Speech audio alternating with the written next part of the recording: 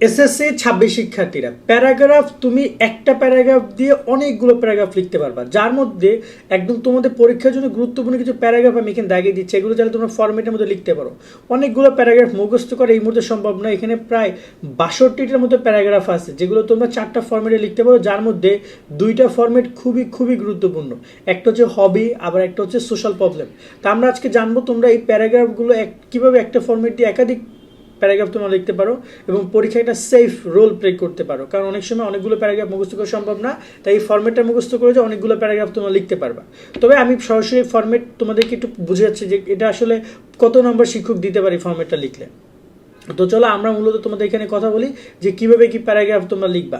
তবে তার আগে মূল টপিকে যাবো। আমাদের এখন যারা YouTube channel, Facebook page subscribe and follow করে রাখো, কারণ সামনে তোমাদের সকল বিষয়ের সাজেশন, পরীক্ষার দেন তোমাদের গুরুত্বপূর্ণ ইনফরমেশন, রেজাল্ট প্রকাশ, কলেজ ভর্তি, A to Z এইচএসসি পর্যন্ত সব আপডেট তোমরা আমাদের কাছ থেকে পাবা। তা আমার মনে হয় যে অনেক চ্যানেল তো সাবস্ক্রাইব করো আলতু ফালতু, বাট একটা কাজের চ্যানেল তোমরা সাবস্ক্রাইব করে রাখতে পারো।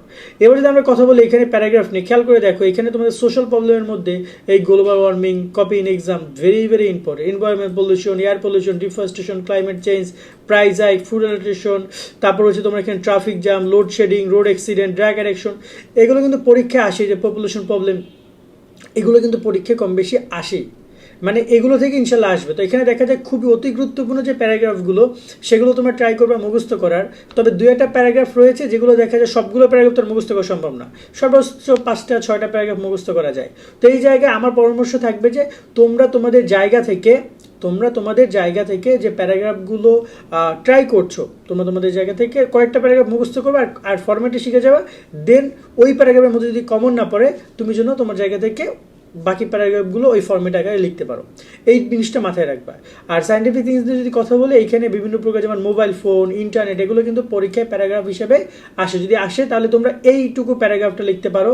এখানে আমি একটা স্ক্রিনশট নিয়ে নাও। এখানে শুধুমাত্র তোমরা পরিবর্তন করবে যে প্যারাগ্রাফ নেম আছে না, এই যে প্যারাগ্রাফ নেম যে কটা জায়গায়, এই কটা জায়গায় শুধুমাত্র তুমি যে প্যারাগ্রাফটা এসেছে, যদি ইন্টারনেট আসে তাহলে ইন্টারনেট শব্দটা ব্যবহার করবা, বাকি সব কিছু সেম থাকবে।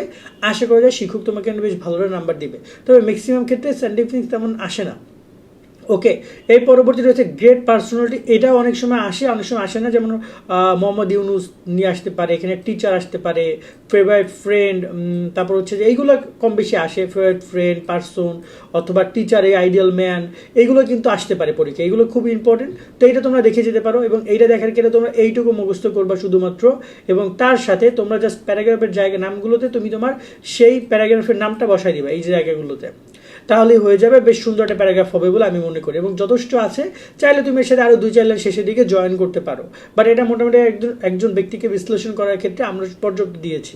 ওকে, এরপর যদি কথা বলে এখানে হবি, সরি এখানে আমি তোমাদেরকে প্রথম দিকে একটা মিস্টেক করেছি। সবচেয়ে গুরুত্বপূর্ণ 2টা পয়েন্ট, সেটা হচ্ছে যে গ্রেট পার্সোনালিটি এবং সোশ্যাল প্রবলেম। হবিটা অতটা গুরুত্বপূর্ণ না, হবিটাই তেমন আসে না। আসলে যা আসার সোশ্যাল প্রবলেম, গ্রেট পার্সোনালিটি, এই 2টাই আসে। ওকে, আশা করি ক্লিয়ার হয়েছে তোমরা। এরপর যদি আমরা কথা বলি, তোমাদের এখানে হবির ক্ষেত্রে তোমরা এই প্যারাগ্রাফটা অনুসরণ করতে পারো, যেটা একটু বললাম খুব বেশি আসে না। তারপরে যদি চাও যে মুখস্থ করতে চাও করতে পারো। অনেক ক্ষেত্রে আনকমন কোনো কিছু বোর্ড দিয়ে দেয়।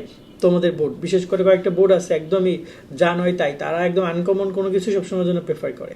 আর সবচেয়ে গুরুত্বপূর্ণ যে প্যারাগ্রাফটা, সেটা হচ্ছে সোশ্যাল প্রবলেম, যেটা আমরা বলছিলাম, যেমন copy in exam, environment pollution, air pollution, তারপর হচ্ছে এখানে traffic jam, load shedding, road accident, drug addiction, তারপর রয়েছে তোমার এখানে ডিফরেস্টেশন। এর আগে তোমরা ডিফরেস্টেশন ছিল এখানে রয়েছে কারাপশন অথবা পপুলেশন প্রবলেম।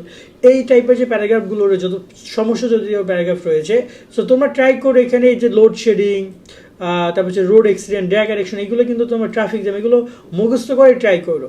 প্যারাগ্রাফ দিয়ে লেখার খুব বেশি এখানে ফরম্যাট দিয়ে লেখার দরকার নেই, কারণ এগুলো থেকে তোমার এগুলো পরীক্ষার জন্য অনেক বেশি ইম্পর্টেন্ট।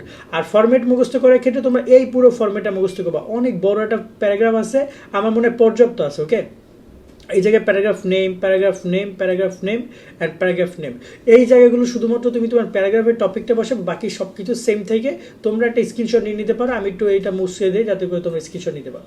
তো এই জিনিসগুলো তোমরা আমার মনে ফলো করলে এইখানে তোমরা বেশ ভালো নাম্বার পাবে, কারণ এটা আমরা একটু যেহেতু অনেক ইম্পর্টেন্ট, এই জন্য আমরা বেশ বড় রেখেছি। যাতে করে শিক্ষার্থীরা পরীক্ষায় কমন পেতে পারে এবং দেখা যায় যে শিক্ষকও যেন বেশ ভালো নাম্বার দেয়। এবং আমরা আশা করি যে মিনিমাম 7, 8, 9 পর্যন্ত শিক্ষক নাম্বার দিবে। আবার যদি প্রপারলি তুমি লিখতে পারো তাহলে 10-10 দিতে পারে। তাই এইটা একটু মুখস্থ করে নিও। আর যদি তোমরা অনুবাদ পড়তে চাও, এখানে অনুবাদ আমরা দিয়ে দিয়েছি, চাইলে তোমরা এই অনুবাদটা দেখে নিতে পারো। ওকে, এটা হচ্ছে এই প্যারাগ্রাফের অনুবাদটা। তো এইভাবে দেখে দেখে তোমরা একটু দাগায় নিয়ে পড়ে নিও, আশা করা যায় বেশ ভালো কিছু করতে পারবা। তোমাদের সকলের জন্য দোয়া শুভকামনা রইলো, সকলে অনেক অনেক ভালো থাকবে।